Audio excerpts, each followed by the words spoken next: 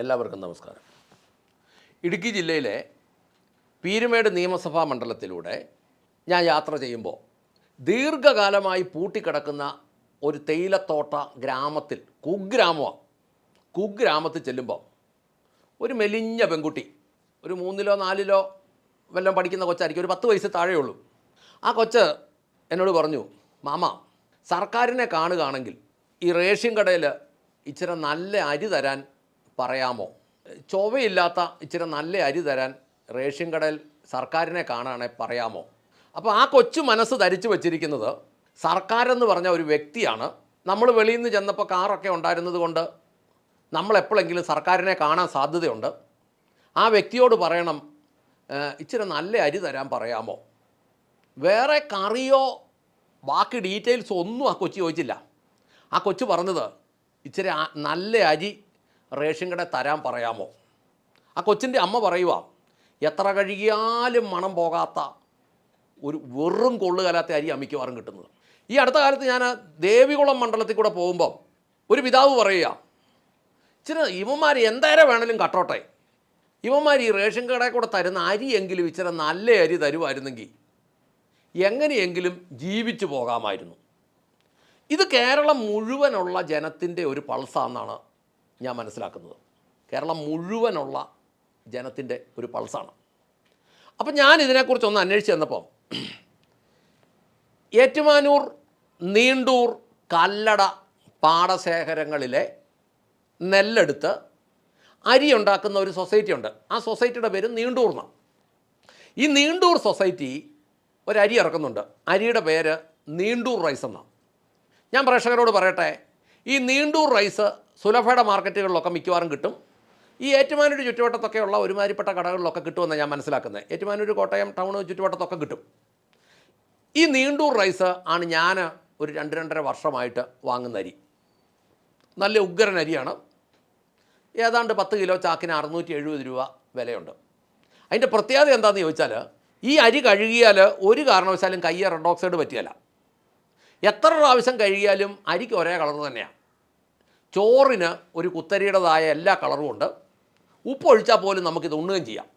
കഞ്ഞിയാണേലും വളരെ നല്ലതാണ്. അപ്പം ഞാൻ അരിയുടെ മാർക്കറ്റ് ചെയ്തതൊന്നുമല്ല. ഇതാണ് നമ്മുടെ ഏറ്റുമാനൂർ, നീണ്ടൂർ, കല്ലറ എന്ന് പറഞ്ഞാൽ കുട്ടനാട് പാടശേഖരത്തിൻ്റെ ഒരു സൈഡായത്. ഇവിടുത്തെ അരി നെല്ല് ഇങ്ങനെയാണെങ്കിൽ കേരളത്തിലെ കുട്ടനാടൻ പാടശേഖരങ്ങളിലും പാലക്കാടൻ പാടശേഖരങ്ങളിൽ നിന്നും എടുക്കുന്ന അരി സംസ്ഥാന സർക്കാർ കർഷകന് സബ്സിഡി കൊടുത്തിട്ടാണ് എടുക്കുന്നത്.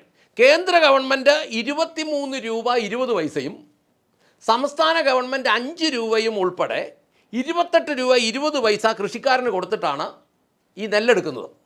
അത് അതിന് വേറെ പ്രശ്നങ്ങളൊക്കെ ഉണ്ട്, അതോടെ കിടക്കട്ടെ. അപ്പോൾ ഈ 28 രൂപ 20 പൈസ കർഷകന് കൊടുത്തിട്ട് ഈ നെല്ലെടുത്ത് മില്ലുകാരൻ്റെ കയ്യിലോട്ട് കൊടുക്കുക. അപ്പം മില്ലുകാരൻ ഈ നെല്ല് കൊണ്ടുപോയി പുഴുങ്ങി കുത്തി അരിയാക്കി സപ്ലൈകോ എടുത്തിട്ട് കൊടുക്കുന്നത് കൊണ്ടും ഈ സബ്സിഡി ഗവൺമെൻറ് കൊടുക്കുന്നത് കൊണ്ടും ഈ മില്ലിലെടുക്കുന്ന അരി കുത്തി അരിയാക്കി റേഷൻ കട വരണമെന്നാണ് ഇതിൻ്റെ വെപ്പെന്നാണ് ഞാൻ മനസ്സിലാക്കുന്നത്. ഈ അരി റേഷൻ കട വരണം. ഞാൻ നീണ്ടൂർ സൊസൈറ്റിയുടെ അവർ കുത്തുന്ന അരി മേടിക്കുമ്പോൾ ഇത്രയും നല്ലതാണെങ്കിൽ, ഇത്രയും നല്ല ചോറും ഇത്രയും നല്ല കഞ്ഞിയാണെങ്കിൽ, ആ അരി കഴുകുമ്പോൾ കയ്യിലൊന്നും പറ്റാറില്ലെങ്കിൽ, അത് ഇത്രയും നല്ല സംവിധാനമാണെങ്കിൽ, ആ സെയിം നെല്ല് കൊണ്ട് മില്ലുകാരൻ കഴുകി അല്ലെങ്കിൽ മില്ലുകാരൻ കുത്തി അരിയായിട്ട് വരുമ്പോൾ ഈ റേഷൻ കടയിൽ ഇത്രയും നല്ല അരി വരേണ്ടതല്ലേ? അതെന്നാ വരാത്തത്?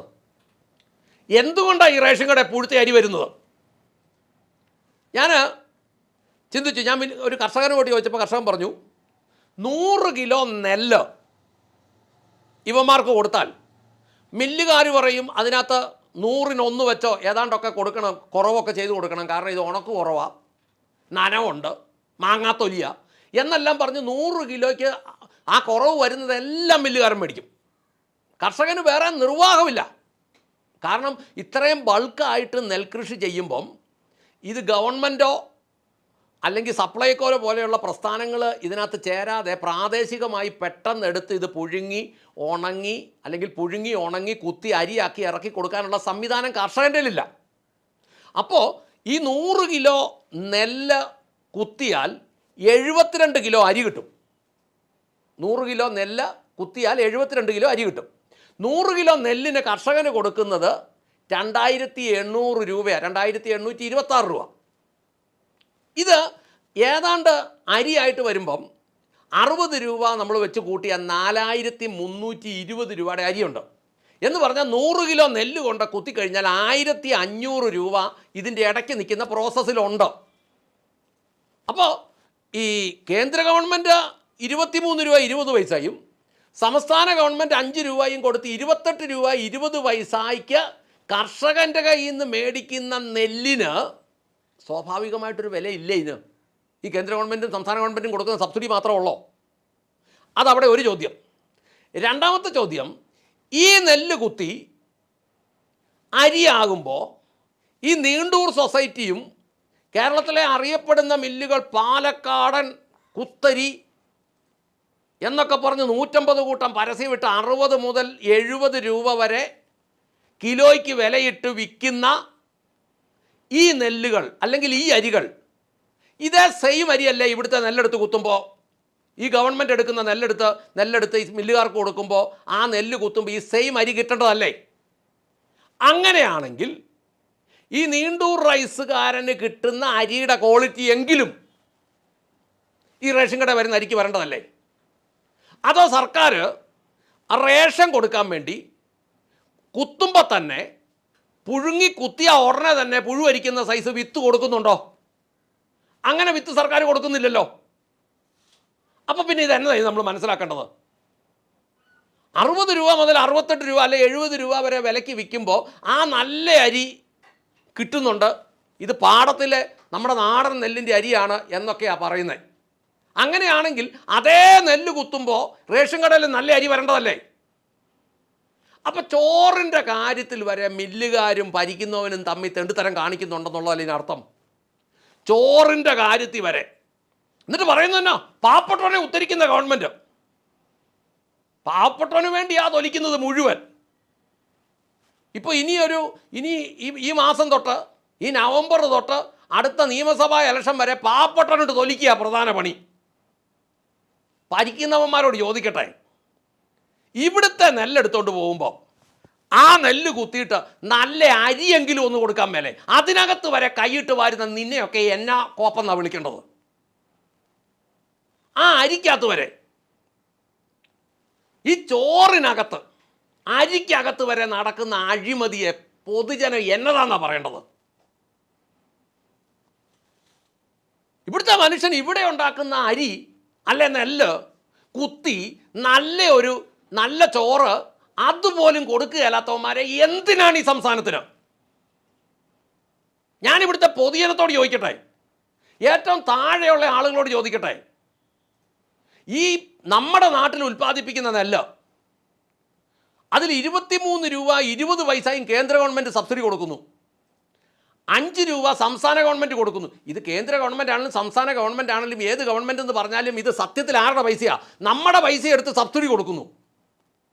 നമ്മുടെ പൈസ എടുത്ത് സബ്സിഡി കൊടുക്കുന്ന നെല്ല് മേടിച്ച് കുത്തിയിട്ട് നമ്മുടെ ആളുകൾക്ക്, ഏറ്റവും താഴെ തട്ടിലുള്ള ആളുകൾക്ക് റേഷൻ കടയിൽ കൂടെ കൊടുക്കുമ്പം എന്തുകൊണ്ട് നല്ലത് കൊടുത്തുകൂടാ?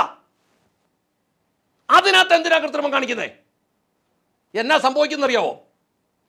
ഈ സപ്ലൈകോ എടുക്കുന്ന നല്ല നെല്ലെല്ലാം മില്ലുകാരൻ കുത്തി വലിയ കൂടിയ അരിയാക്കി അവനങ്ങ് വിൽക്കും. എവിടുന്നേലും വരുന്ന പുഴുത്ത അരിയെല്ലാം കൂടെ, കെട്ട് കിടക്കുന്ന അരിയെല്ലാം കൂടെ റേഷൻ കടയിലോട്ട് തള്ളും. ഇത് അക്രമമാണ്. ചോറിനകത്ത് വരെ പിറക്കായിക കാണിക്കുന്ന അക്രമമാണ് ഇത്. ഏറ്റവും താഴെ തട്ടിലുള്ള ആളുകളോട് പറയട്ടെ, സാമ്പത്തികമായിട്ട കാര്യം ഞാൻ പറയുന്നത്. ഓട്ടോറിക്ഷ ഓടിക്കുന്നവരുടെ വീട്ടിലൊക്കെ 5, 6, 7 ഓട്ടമുണ്ട്. ഈ തെണ്ടിത്തരം കാണിക്കുന്നവന്മാർക്ക് ഒറ്റയൊരുത്തിന് ഓട്ട് കൊടുക്കരുത്. മരൊന്നും നന്നാക്കാൻ വേണ്ടിയിട്ടൊന്നും അല്ല കൂടിയേക്കുന്നത്. ഈ ഇടത് വലത് മുന്നണികൾ ചോറിനകത്ത് പോലും ഇവന്മാരെ വിശ്വസിക്കാൻ മേല. ഇവന്മാർ അത്രയും വലിയ തെണ്ടിത്തരമാണ് കാണിക്കുന്നത്. ഇത്രയും സബ്സിഡി ജനത്തിൻ്റെ പണം എടുത്ത് കൊടുത്തിട്ട് പോലും അതുപോലും ജനത്തിന് കൊടുക്കുന്നില്ലെങ്കിൽ ജനം ഇതിൻ്റെ ഏറ്റവും താഴെ തട്ടിലുള്ള കാര്യങ്ങൾ മനസ്സിലാക്കണം.